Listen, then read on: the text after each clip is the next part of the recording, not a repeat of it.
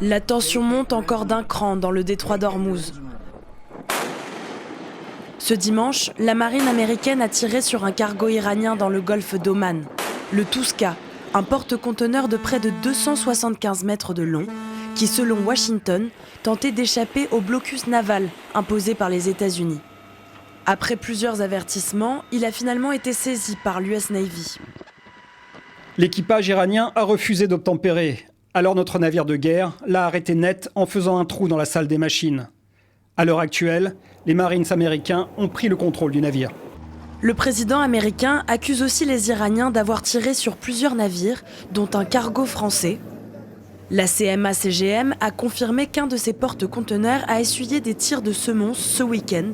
Son équipage est sain et sauf. Qu'en est-il alors des nouvelles discussions qui doivent avoir lieu ce lundi à Islamabad? Iran et États-Unis pourront-ils discuter?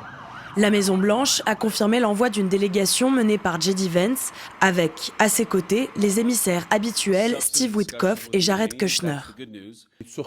Mais la télévision d'État iranienne affirme que Téhéran ne compte pas participer aux discussions. L'heure n'est plus à la parole, mais à la riposte. L'armée iranienne a menacé de venger la saisie du cargo Tuska ce dimanche, une escalade qui fragilise un peu plus le cessez-le-feu en vigueur depuis le 8 avril. Un cessez-le-feu a été instauré dans cette région, mais il n'est pas total.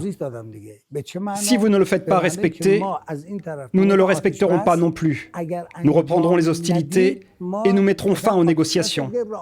Ces deux mesures vont de pair, mettre fin aux négociations et reprendre la guerre. Pour Téhéran, les conditions de l'accord ne sont plus remplies. Tout l'enjeu des prochaines heures sera de voir si la trêve survit jusqu'à son échéance, prévue ce mercredi.